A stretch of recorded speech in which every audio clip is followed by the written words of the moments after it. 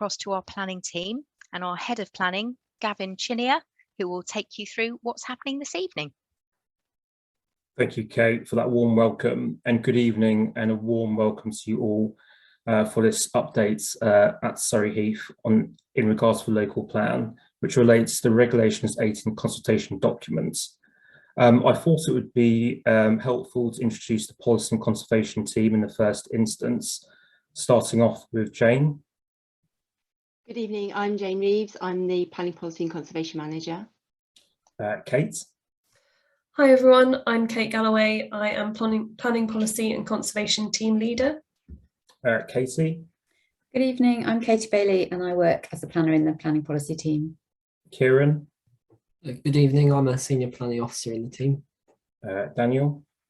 Good evening, Daniel. I'm another Senior Planning Officer in the team. Olivia. Good evening, everyone. I'm Olivia. I'm a Planning Officer in the Planning Policy team.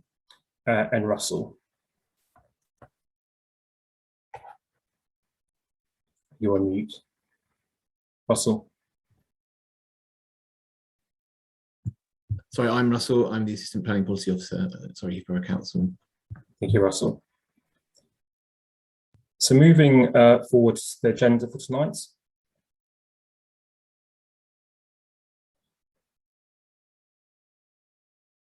Thank you, Karen. So in terms of the agenda, we'll be looking at why do we need a local plan, looking at key objectives and spatial strategy, new homes, the development management policies, gypsy and travellers and travelling show people, town centre, retail and employment, infrastructure, climate change and environment, design and heritage, local area profiles, consultation overview, next steps and questions. Next slide, please.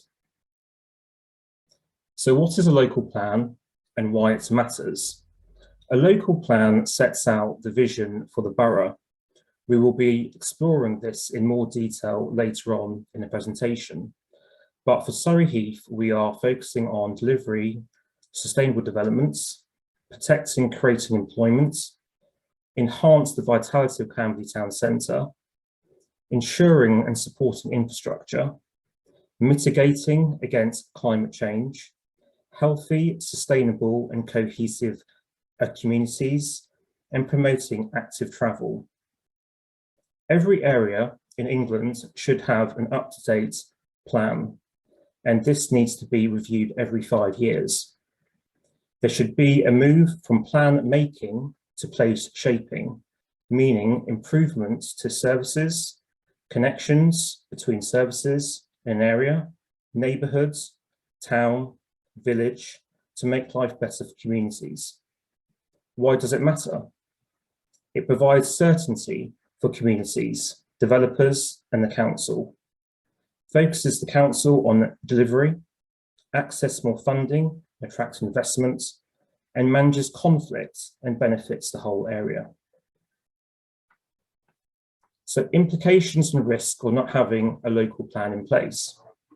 Difficult to defend inappropriate developments, priority in favour of sustainable development, meaning where plans are not up to date, developments will come forward which doesn't secure the requirements of proper planning in the area, increase applications allowed to appeal, and government intervention to remove plan making powers. So in terms of the policy context for the local plan, the National Policy Planning Framework, the NPPF, underpins the whole makeup of the local plan, Chapter 3. The NPPF states the preparation and review of all policies should be underpinned by relevant and up-to-date evidence. This should be adequate and proportionate, focus tightly on supporting and justifying the policy's concerns, and take into account relevant market signals.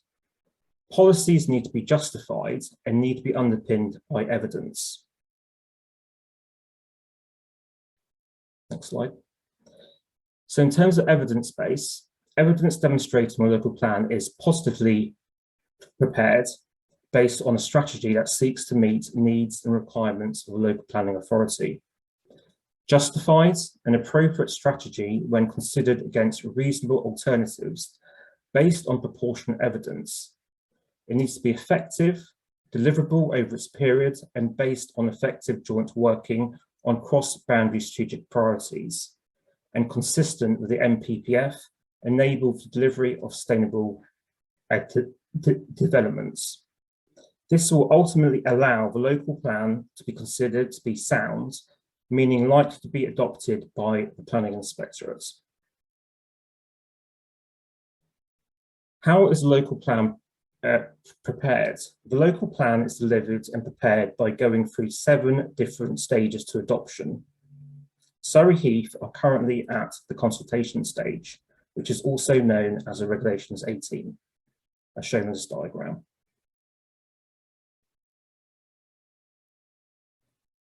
The consultation stage outlines the preferred approach, draft policies, which will go out to consultation to residents and stakeholders. They are invited to give feedback for the consultation comments. This is invaluable as this inputs further into the development of the local plan, helps create a more deliverable plan, and this is required by planning legislation. I'm going to stop here and pass on to Jane, who will discuss in more detail the key objectives of the draft local plan for Surrey Heath. Thank you, Jane. Thank you.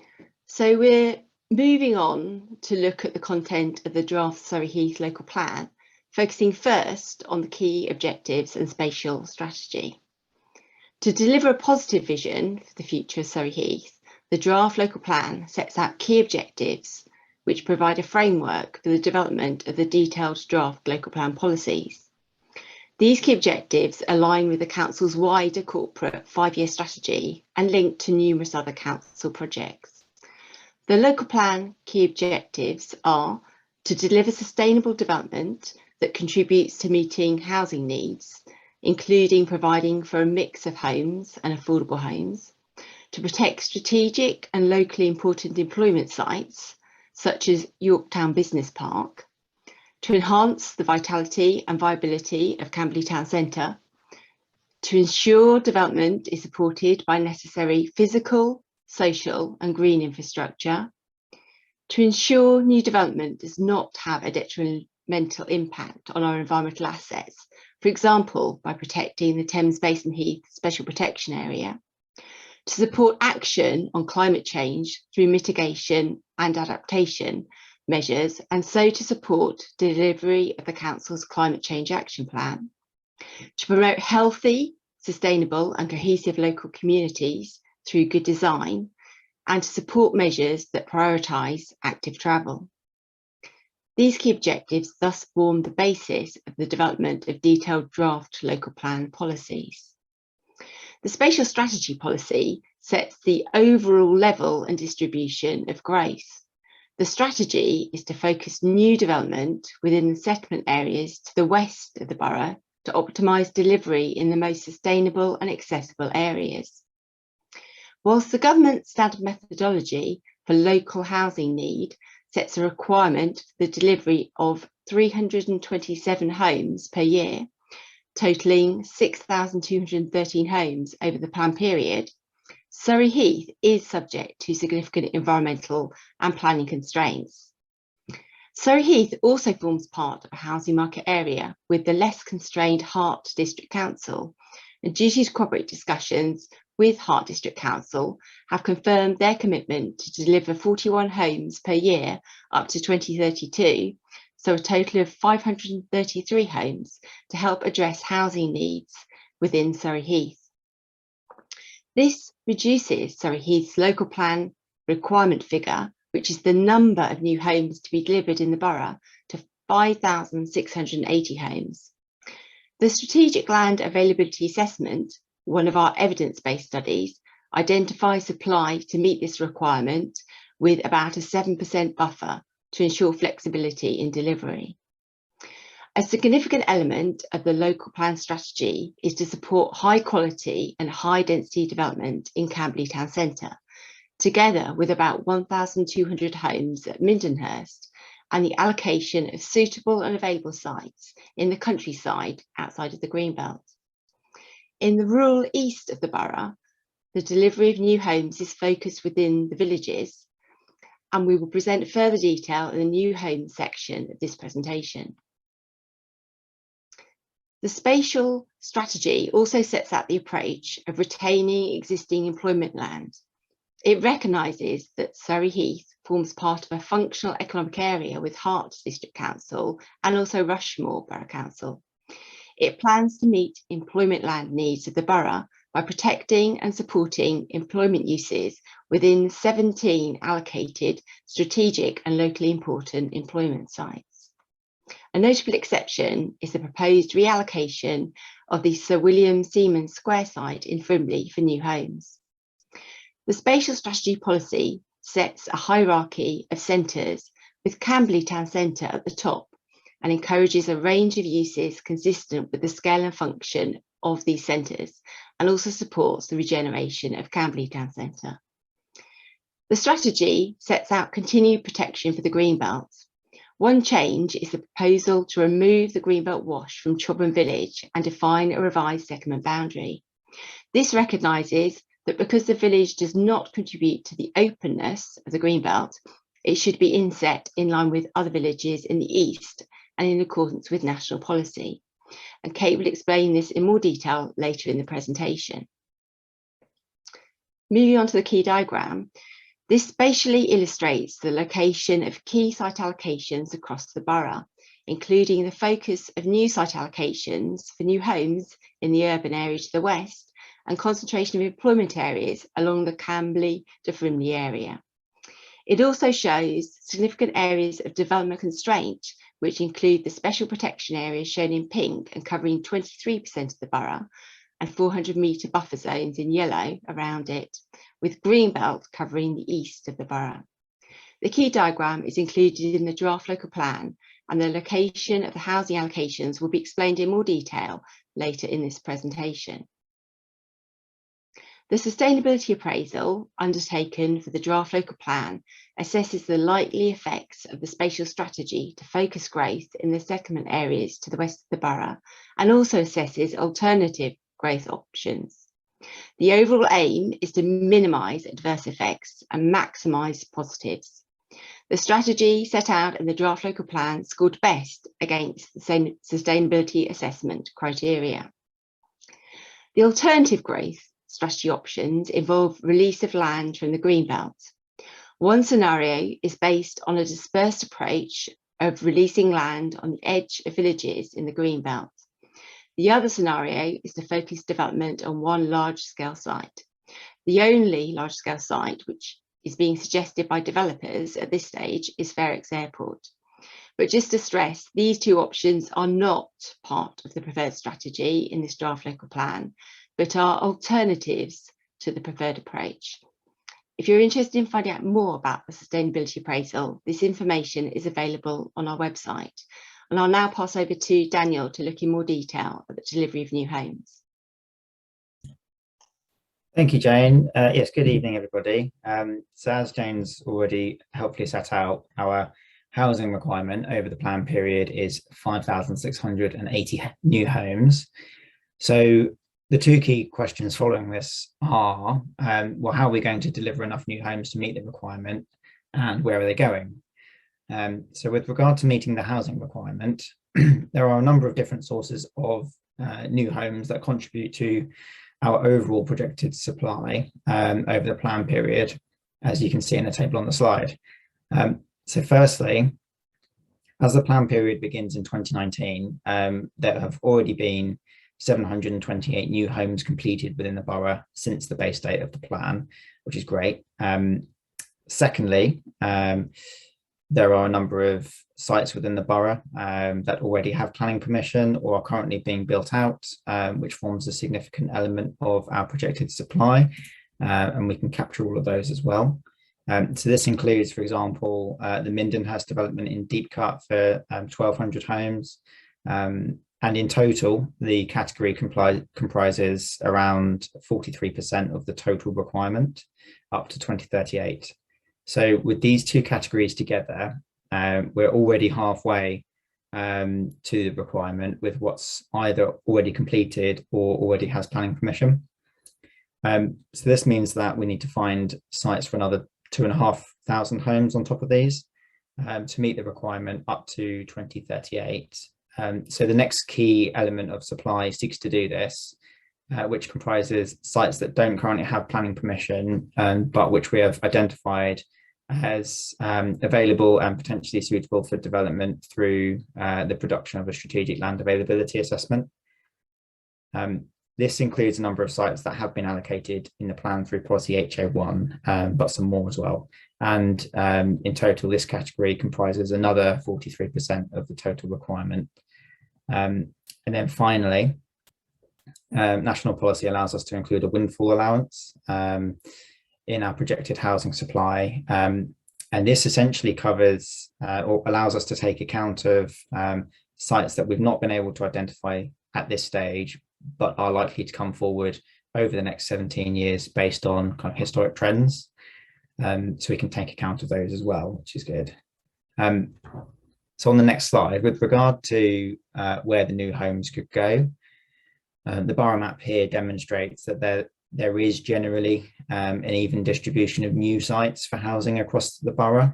However, of the 2,500 new homes identified on these sites, which don't already have planning permission, over half the homes are allocated within Camblytown Center, which reflects, as Jane set out earlier, the strategy of focusing the delivery of new homes toward available brownfield sites in the more sustainable settlement areas.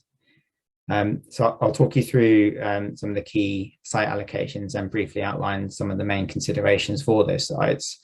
But just before I do, it's worth quickly noting that these considerations are in addition to all the other policies in the plan, which still affect the allocated sites on top of the allocation policy.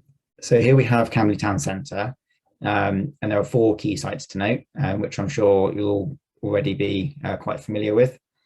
So if we start in the northwest, we have the London Road block, which is allocated at the moment for 550 new homes amongst various other things. And south of this site, we have the former House of Fraser site, which is allocated to deliver approximately 120 new homes at this stage.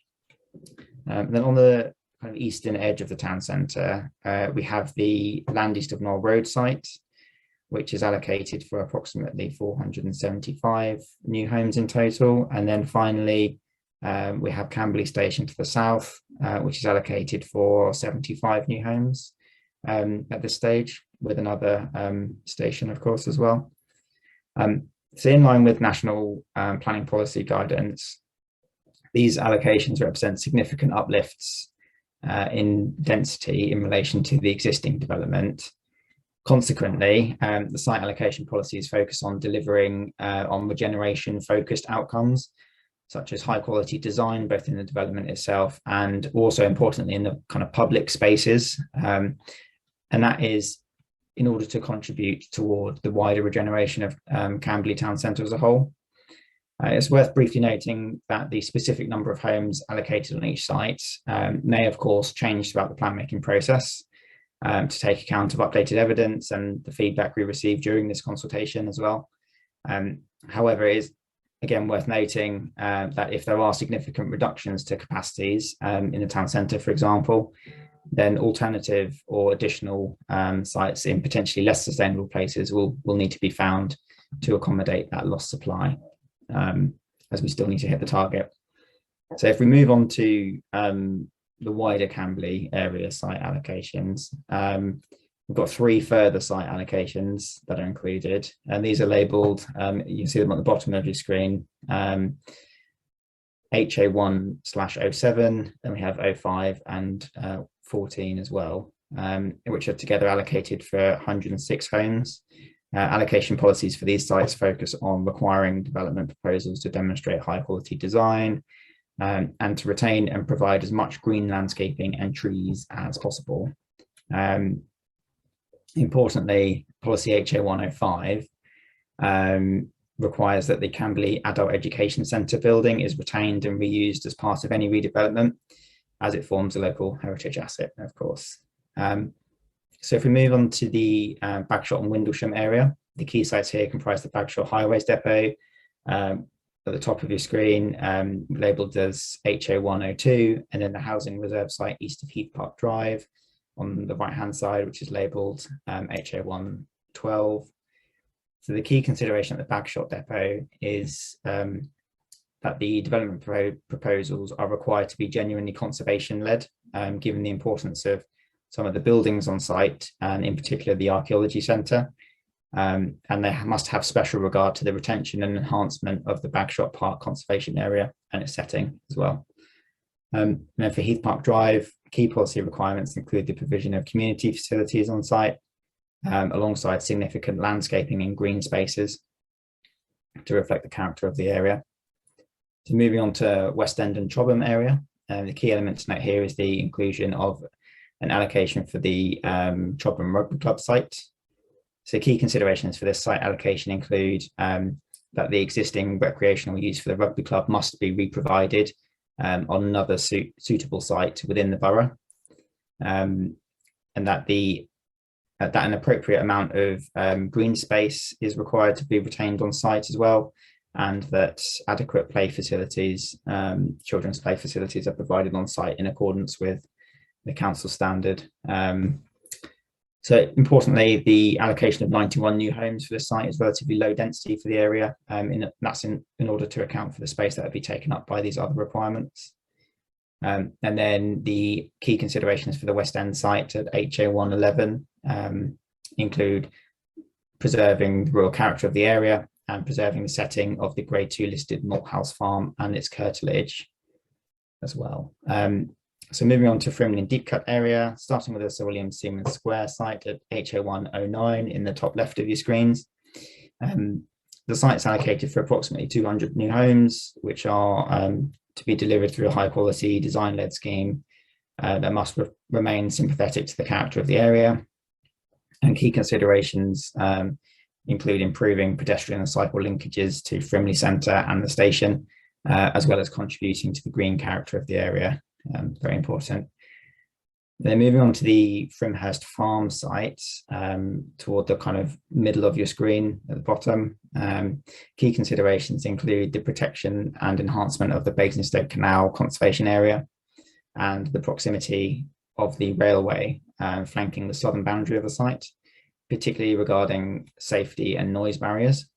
You'll already be aware, I'm sure, that the Sturt Road site at HO110 in the bottom left and the Mindenhurst site at HO4 on the right hand side of your screen already benefit from planning permission. The site allocations reflect the proposals that have been approved, and it makes sure that any further or even revised planning applications for these sites still need to be policy compliant. So I'll hand over to Katie now to talk through development management policies. Thank you, Daniel. So once adopted, this new local plan will provide the policy framework against which all planning applications received by the borough are determined. So it will replace all the policies in our existing development plan, which includes those in the adopted core strategy and Camblytown Center area action plan. So there are 57 policies and allocations in the draft local plan, and we haven't got the time to cover them all in detail in this presentation tonight. So the purpose of this slide is really to provide an overview of some of the other topic areas that are contained within the draft local plan. So the titles on the left-hand side reflect the chapter titles in the local plan. We've included some indication of some of the policy detail on the right-hand side. What's not included on this slide is the Spatial Strategy chapter, and that includes the Spatial Strategy Policy, which Jane outlined earlier, but also overarching climate change policies. So looking at the housing chapter, as well as the site allocations that Daniel's just talked about, we have a range of development management policies which seek to ensure that an appropriate range and mix of homes is delivered, a proportion of affordable homes, as policies relating to specialist housing, to prevention of the loss of housing, to rural exception sites, and policies on gypsies and travellers. Under the economy and retail chapter, we have policies around Camblytown Center and around other centres across the borough, so that's district centres, local centres and neighbourhood parades. We also have policies on strategic and locally important employment sites, on the rural economy and a specific policy on Frimley Park Hospital. Within the infrastructure policy, there's an overarching delivery policy, as well as detailed policies on different types of infrastructure set out on the slide. The environment chapter has a specific policy on the Thames Basin Heath Special Protection Area, on biodiversity and biodiversity net gain, on pollution, on flooding, landscape character and renewable energy. The Greenbelt and Countryside chapter sets out policies on the approach to new buildings and alteration of buildings in the Greenbelt, to equestrian uses, and a specific policy on Gordon School. And finally, the Design and Heritage chapter includes a detailed overarching design policy, as well as policies on heritage assets, the protection of trees, and on residential space standards. And then finally, there's a section in the local plan which pulls together the implications of the allocations and the policies for each local area in the borough. So I'm now going to pass on to Kate, who's going to talk about gypsies and travellers. Thank you, Katie. So turning to the approach taken in respect of gypsies, travellers and travelling show people, within the draft plan, you'll see from the table that we have an identified need for 32 gypsy and traveller pitches and 14 travelling show people plots across the period 2020 to 2040. The majority of that need is required in the early part of the plan period. To date, the Council has undertaken a large portfolio of work to identify sites to try and meet those needs, but at the current time, only one site has been identified for allocation so far, and that is at Diamond Ridge Woods in Camberley, and it's expected that that would accommodate 4 travelling show gypsy and traveller pitches. As a result, work will need to continue across the remainder of the plan making process in order to identify further sites to accommodate the remaining needs. We hope to be in a position to undertake a further public consultation regarding additional sites this summer. The only other thing I would take the opportunity to mention here is that the policy approach does go beyond the simple allocation of sites. It also seeks to safeguard our existing supply, taking into account our acute needs, and provides criteria for the consideration of sites coming through the normal planning process.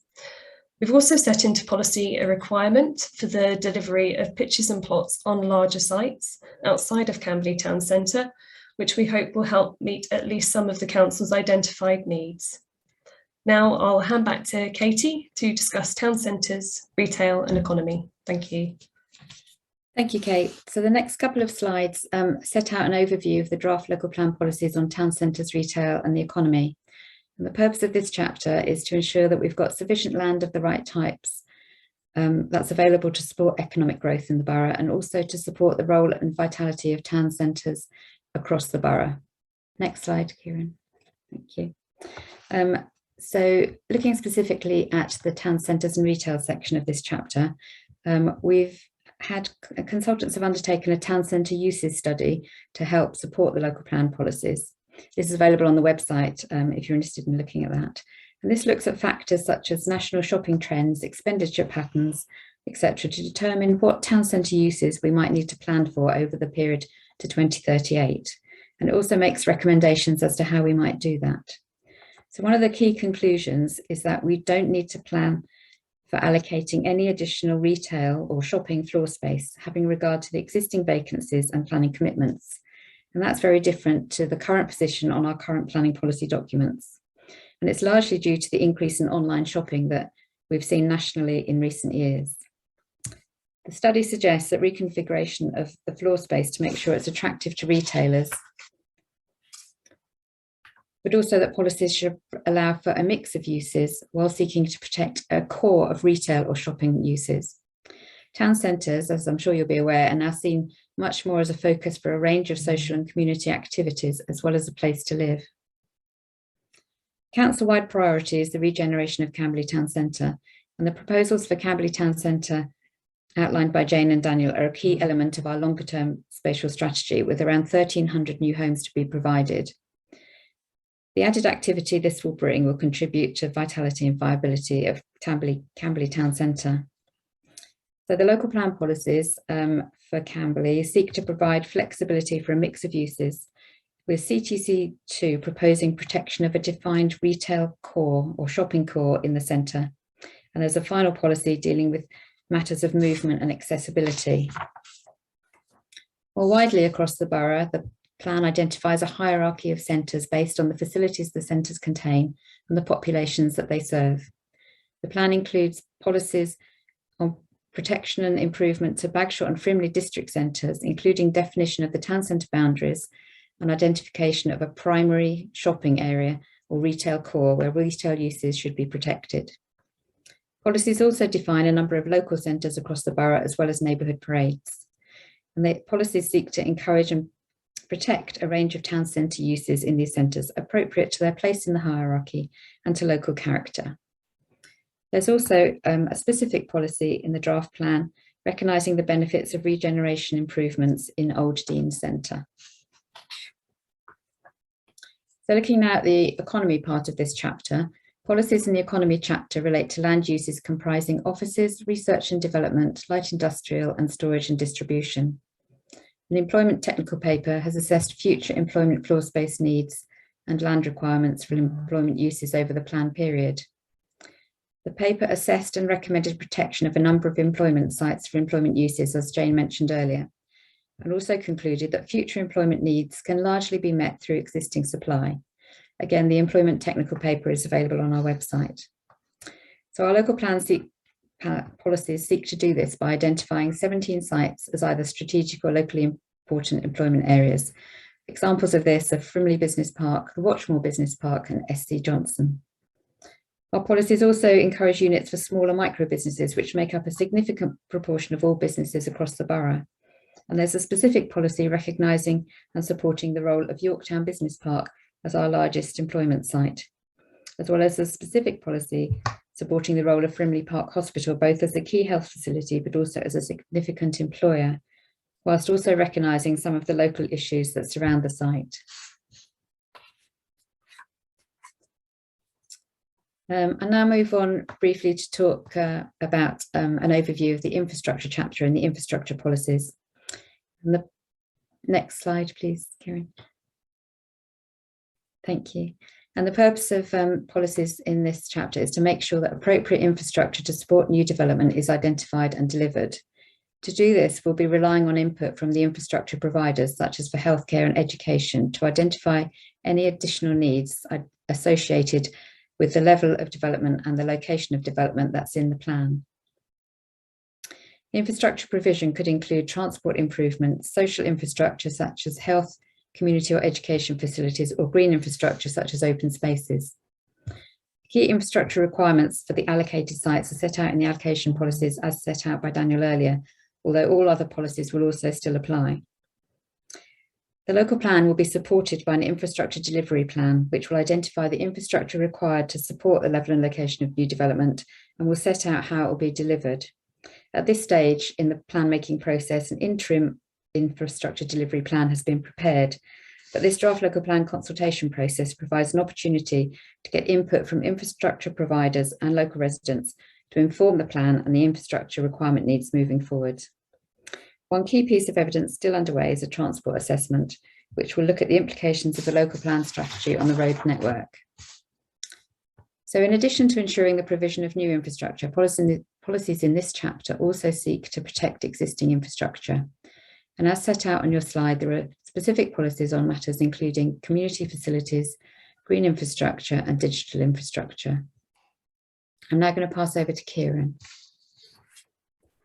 Thanks, Katie. I'm now going to talk through planning policies relating to climate change and the environment.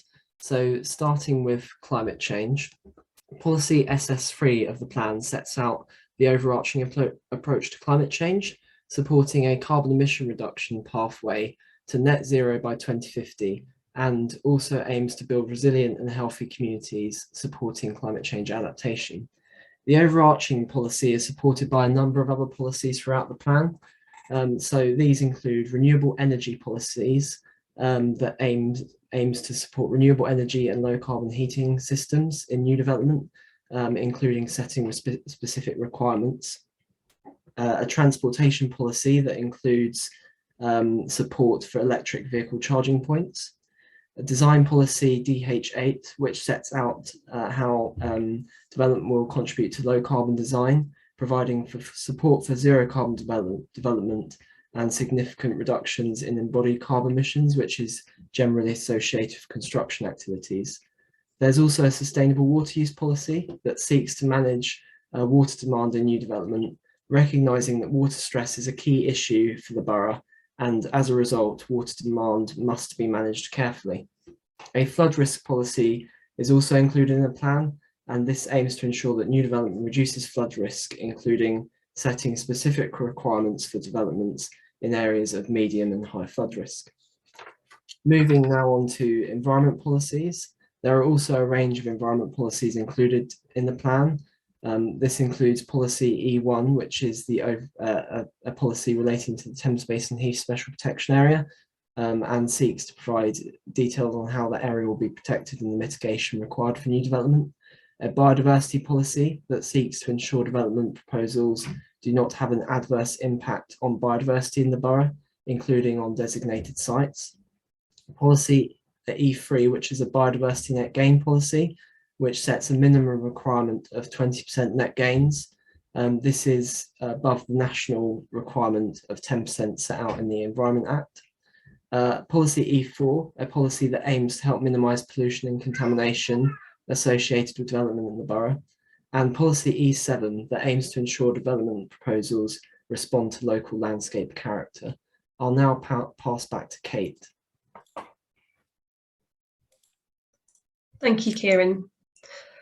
So I'm going to be talking through Greenbelt and Countryside, and turning first to the insetting of the settlement of Chobham within the Greenbelt. As set out earlier in the presentation, the plan proposes the removal of the settlement of Chobham from the Greenbelt. When the Greenbelt was first established in Surrey Heath, national planning policy enabled authorities the choice in respect of whether it wanted to include or exclude a settlement from the Greenbelt designation, depending on the type and degree of development the authority wanted to come forward within that area. With regard had to national policy at the time, Surrey Heath decided to wash the Greenbelt designation over the settlement of Chobham, and to my understanding that decision was taken in part due to the historic character of the settlement. Fast forward to 2012, and we have the introduction of the National Planning Policy Framework, and it's an updated version of National Planning Policy Framework to which regard is now being had in developing this new local plan. As you can see, paragraph 144 of the NPPF replaces the choice-based approach with a test-based approach. I've highlighted here some key points in that paragraph. Firstly, that it's expected that in order to be retained in a Greenbelt, a village should possess both an open character, and that open character should make an important contribution to the openness of the Greenbelt. Secondly, and I think this is particularly important in the case of Chobham, where the character of a village needs to be protected for other reasons, which could, for example, include its historic environment, the settlement should be excluded from the Greenbelt and other means should be used to protect that area. In view of this change to policy, Surrey Heath undertook a Chobham Village Greenbelt boundary study to consider whether the settlement continues to meet the requirements for Greenbelt retention set out in that paragraph that we've just seen. The assessment, which is available online, gave consideration to the nature of built form within the settlement, spaces between buildings, plot sizes, short and long distance views, and the relationship between the settlement and the wider open countryside. Overall, the study concluded that large areas of Chobham do not possess the open character that the paragraph in the NPPF requires, and that it does not make an important contribution to the openness of the wider Greenbelt. You may already be familiar with Chobham, however, I thought it might be helpful to present a few images here of some of the more built up parts of the settlement. Generally, it's expected that in order to contribute to the openness of the Greenbelt, a settlement should usually exhibit a relatively open form, with maybe dwellings set in large, relatively open plots with views through the settlement to the open countryside. Here, however, we can see that this is not the case, with perhaps relatively closely set 2 to 3 storey terraced residential development, maybe with limited gaps between buildings. As a result, the council has concluded that the settlement does not meet the requirements for retention in the Greenbelt. Taking this evidence into account, the council has concluded that there are exceptional circumstances to warrant the removal of Chobham from the Greenbelt, and it's recognised that that removal of the designation from the settlement would enable the delivery of development at Chobham Rugby Club. Next slide, please. Thank you. So here we have the existing boundary of the washed over settlement shown in red and the proposed boundary in blue. As you can see, in most areas, there's been little change. And in essence, the area that the council has identified for release from the Greenbelt is relatively tightly drawn around the existing built-up areas, and it doesn't really seek to remove any further land surrounding the body of the village for the purposes of development. Turning now away from the approach to Chobham to the more general approach taken to the Greenbelt and the countryside within the plan, the overarching approach in respect to the Greenbelt really seeks to preserve and enhance designated land in line with national planning policies. Policy sets out guidance for extensions in addition to the reuse of buildings, the development of new and replacement buildings, development of previously developed land, and infilling. One of the key benefits of policies is that supporting text actually offers a whole range of guidance that we haven't previously had as an authority, including indications of the percentage increases over existing or original development that will be considered appropriate. Other policies in the Greenbelt and countryside section of the plan set out the approach to be taken to equestrian facilities, and that is in both the Greenbelt and the countryside. And this includes guidance on design, amenity, and locational considerations.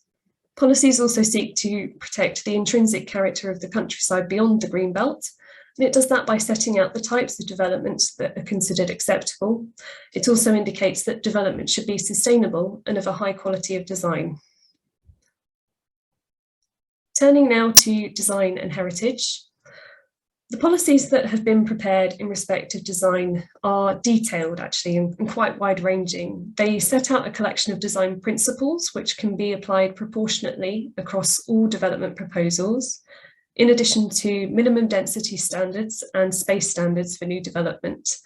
In terms of density requirements, it's worth emphasising here that this is actually something that the National Planning Policy Framework really requires us to do. We've also set out a robust approach to trees in development, which emphasises that trees should be retained wherever possible and new planting encouraged.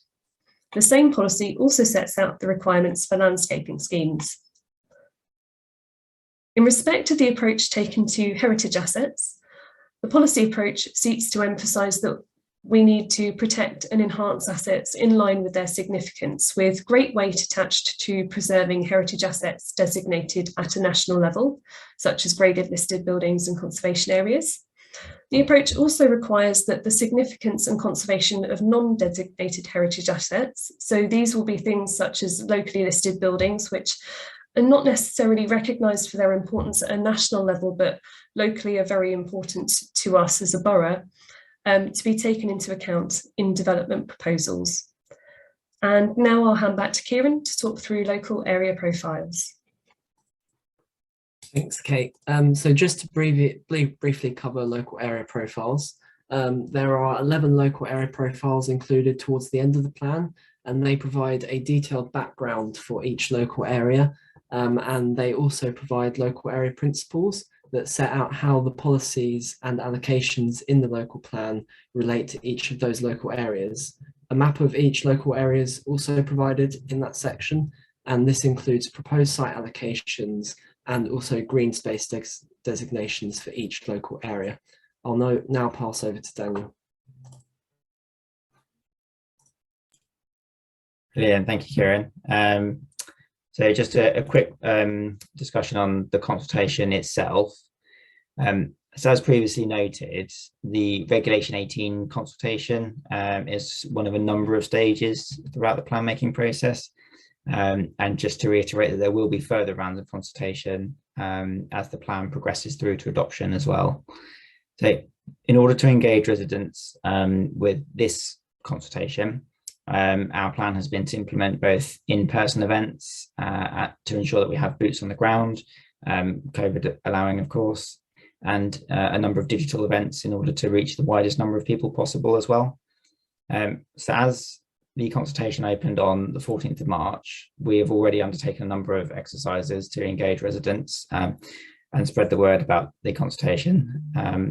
One of these exercises included a kind of specific briefing for our parish councils and a number of residents associations previously as well. Another one, of course, includes the night session. In addition to these, we've included a feature on the consultation within the March edition of Heath Scene, which should have landed to every residential address in the borough last week. Hard copies of the consultation documents have also been provided to all the libraries in the borough, and our parish councils will also have copies to display in their offices.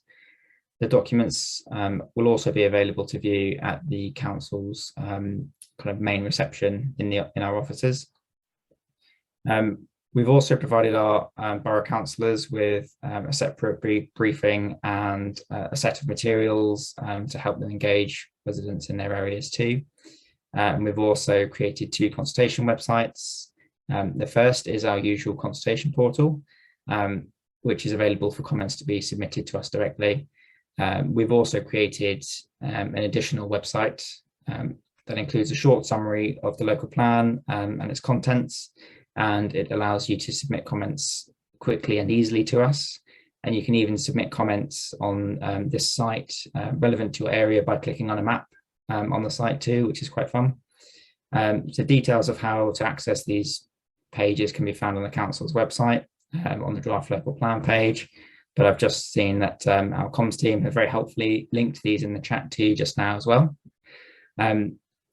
So using our consultation portal, we've already emailed directly over 1,300 people. They're quite well registered stakeholders that have expressed an interest in previous planning or local plan consultations in the past. Our contact centre has also been encouraging local people to get involved with the consultation over the phone. And our comms team have been spreading information about the consultation as widely as possible through all the platforms that we have a presence on, including LinkedIn, Facebook, Twitter, Nextdoor, Instagram.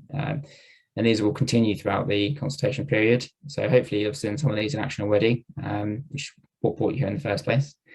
So if we move on to in-person engagement, so in addition to what we've already done, we'll be delivering a number of in-person events for local people to come and talk to us about the plan.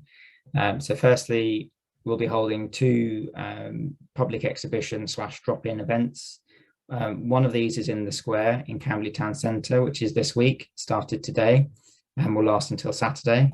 And the other will be in the Lightwater Leisure Centre in April. So each exhibition will last 4 days. In addition to the exhibition events, we're hosting 2 further drop-in sessions for residents to come and talk to us about the plan. One of these will be at the Chobham Parish Pavilion on the 6th of April, and the other will be at Deep Cut Village Centre on the 8th of April. So if you'd like to see our lovely faces in person and see some great maps of the borough as well, I'd encourage you to come along and let us know your thoughts about the plan. So if we move on to digital engagement, we're hosting a virtual local update / Q&A session right now, of course, hopefully providing you with a high-level overview of the plan, and will allow for high-level questions to be kind of answered toward the end of this session as well. This will be recorded and made available on the website and our YouTube channel, and we'll also be hosting 2 themed virtual webinars, and again kind of Q&A sessions with those, which will provide residents with a more detailed overview of specific elements of the local plan and the policies it contains. You can see the topic areas for the 2 webinars on the screen now, and it will provide an opportunity for more detailed questions as well. And again, these will be recorded and made available online. And now I'll hand back to Gavin. Thank you, Daniel. So just to go through the local plan timetable. So we're currently at consultation stage for Revision 18, and the deadline for that is May 2022 for any comments. Then there'll be a further consultation on Gypsum traveller allocations in December 22. Following that, there'll be a consultation on the pre-submission local plan, which is known as Regulations 19, and that will be January to February 23. And then after this consultation period, there'll be a submission of the documents in terms of local plan documents to the Secretary of State for examination, and that is June 23. And then following that, there'll be an inspector's report, which we published October 23, with the adoption in December 23. So we are now going to move on to the questions. There's been a number of questions raised within the chat itself, which I'll go to now.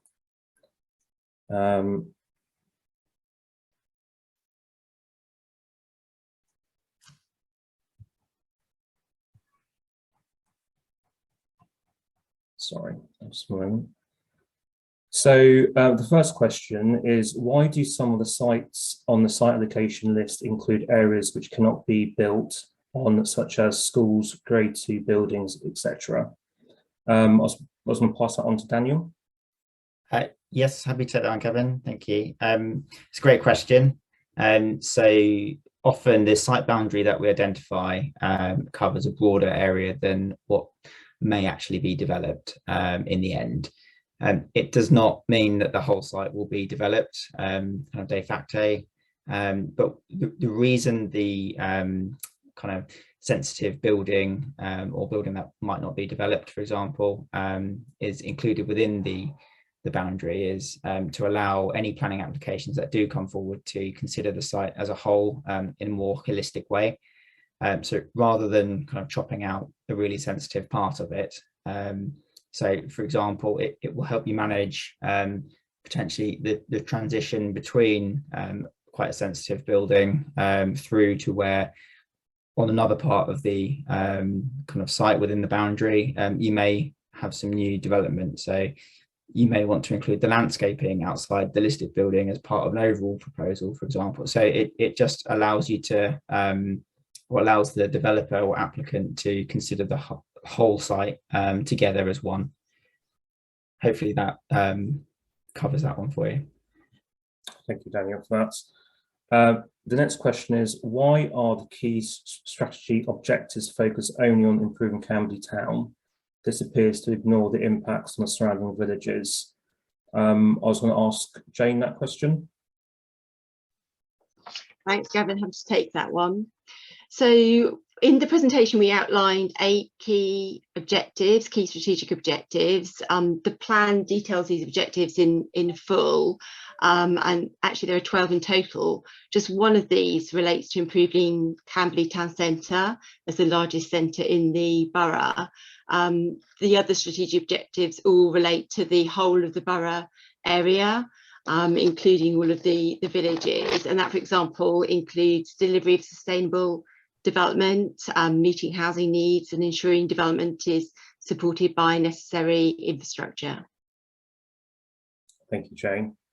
There were quite a few questions on the London Road scheme. It's a significant part of the strategy as a development of Surrey Heath House and Library sites. When will the work on London Road scheme begin? There were also questions on the House of Fraser scheme as well, and where will the parking be provided? And do you see the town centre supporting a nighttime economy with additional housing proposed? Back to you, Jane, on that one. Thank you, Gavin. So in terms of Camblytown Centre, we've got a range of policies which cover strategic sites such as the London Road block, the Knoll Road site and House of Fraser building. In developing these policies, we've had to be aware that the nature and function of town centres is changing and moving from a retail focus through to a broader leisure experience with kind of restaurants and nighttime economy uses being more important than previously. And specifically in terms of the London Road block, the focus now is more on a residential-led development rather than a retail-led development as previously. So definitely the new homes that will be provided within Camblytown Center will help support the evening and nighttime economy, and that will support regeneration proposals for the town as a whole. In terms of the House of Fraser building, that again is identified as with potential for residential to be provided on upper levels with more active uses on the ground floor. The details in terms of where parking provision will be within the town centre will need to be reviewed and looked at. The town centre is, however, a sustainable location, so we will be looking to encourage kind of travel by means other than the car. In parallel to the work that's been undertaken through the local plan, the council's also progressing a major piece of work looking at Camblytown Center, and a new town centre strategy is being developed. We're also in the process of developing new specifications for the London Road block and looking at developing a further strategy for delivery of the House of Fraser building. And at this stage, that's work that's being undertaken in parallel with the development of the local plan and will feed through to it at later stages. So I hope that answers the key points of those questions. Thank you, Jane, for that. The next question was on Gypsum Travellers. Whereabouts in Diamond Ridge Wood, and is this protected? I was going to ask Kate to answer that one. Thanks, Gavin. Yes, happy to answer that one. So in respect of the location of the site, it's a relatively small area set close to the junction between Caesars Camp Road and the A30 London Road, and that's between the A30 and Lorraine Road. Now, whilst the wider body of Diamond Bridge Woods is designated a suitable alternative natural green space and protected as such to a degree, the area between Lorraine Road and the A30 isn't actually considered to contribute towards the functionality of the Diamond Ridge Sands.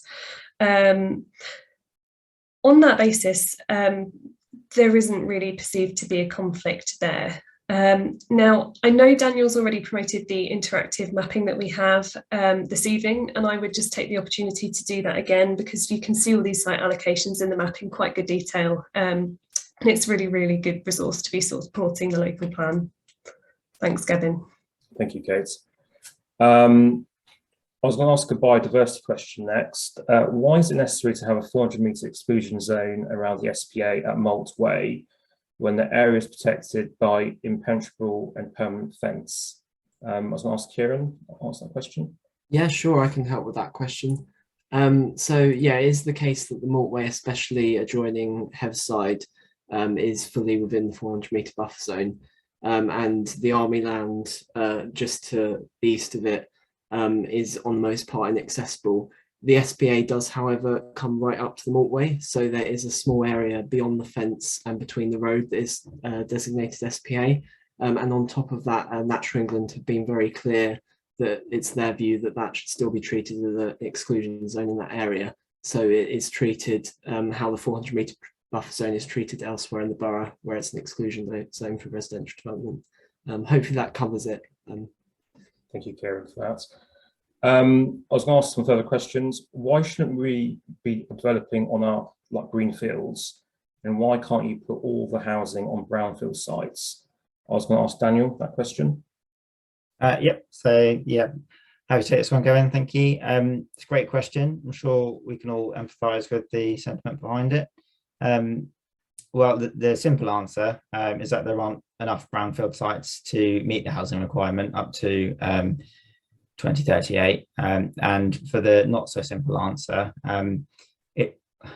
it's worth noting that the draft plan spatial strategy does prioritise new development in the most sustainable areas, which would of course be brownfield sites in the town centre and the other built up areas in our borough. You can see this effect in what we've set out earlier as almost half of the 2,500 new homes that we've been required to identify are allocated as part of that overall Camblytown Center regeneration alone. However, in order to allocate a site for housing, it must meet a number of tests that are set out in national planning guidance, and very importantly, this includes a test of availability, which means that the council must be able to demonstrate sufficiently that the landowner wants to provide houses on the site over the next 15 years and is taking steps to do so. So therefore, we can't simply allocate sites just because we think they would be great for development, sadly. So ultimately, there are just not enough available brownfield sites in the borough that meet the tests set out in national guidance. So once we've maximised what we can from the available sites, which, as you can see, hopefully we have, we're then required to look at the next sequentially preferable areas, which would of course comprise greenfield sites. So hopefully that's answered the question for you there. Thank you, Daniel. The next question is on infrastructure. So the question is, our schools and GPs are already overwhelmed and more development will make this worse.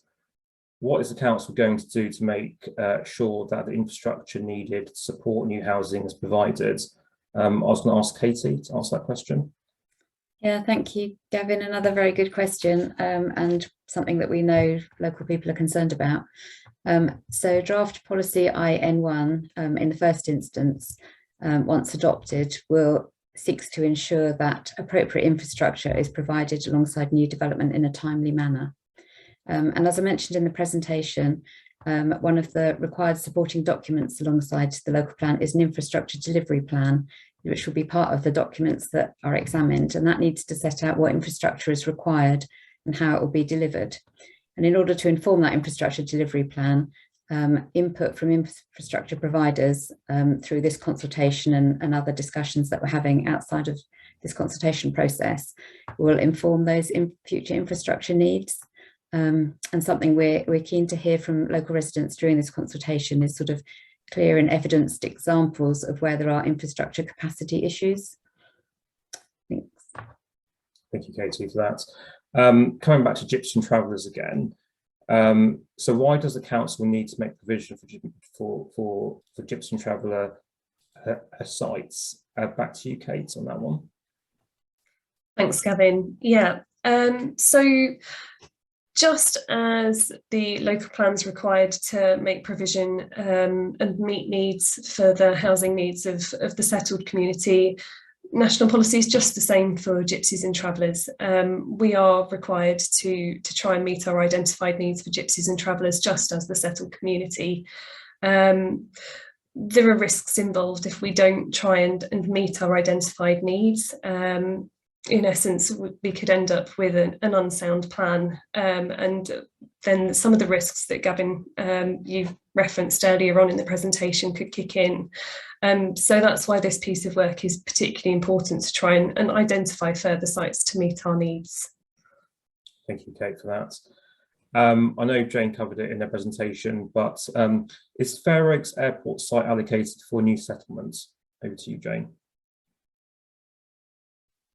Thank you, Gavin. So the short answer to that question is that no, the site is not allocated for a new settlement. As I did mention in my presentation, it is an alternative option for development. So it is referred to in the sustainability appraisal, but it's not part of our current strategy. Thank you, Jane. And staying with you, Jane, again, why are the high-rise schemes coming forward in Camblytown Center? Why are they going to be number tall buildings? Thank you, Gavin. So this question relates to the factors to how we can accommodate development within Surrey Heath. We are really environmentally constrained. Our spatial strategy sets out that the most sustainable area for new development, the most accessible area, an area supported by services and infrastructure, is the town centre location. Building new homes will support regeneration for Camberley and its vitality and viability, support the evening economy. The local plan sets out that generally buildings should be of an appropriate sort of scale, height and on massing, and on average that's 47 stories in height in the town centre. The specific policy for London Road Block does identify that there is the potential to create 2 landmark buildings with a maximum building story height of 15 stories, but this would only be acceptable from a planning perspective where it would reflect good urban design. And it's also important to note that elsewhere the policy identifies, for example, the High Street as an area of historic Edwardian and Victorian character where the maximum building height should be 3 stories. Thank you, Jane. I'm going to move on to a number of other topical areas, I think, on environment and sustainability. So some of the questions are as follows. A number of councils in their draft or new local plan provided more prominence to carbon reductions and locally provided renewable energy and set stronger requirements. Why has Surrey Heath not reflected this best practice and set out clearer and stronger requirements for fabric energy efficiencies, local energy production and district heating networks? Kieran? Yeah, I'm happy to answer that one. So the local plan does try and take a really strong approach on climate change. There's the overarching climate change policy at the beginning of the plan, which I'd highlight as a really good starting point for anyone reading the plan.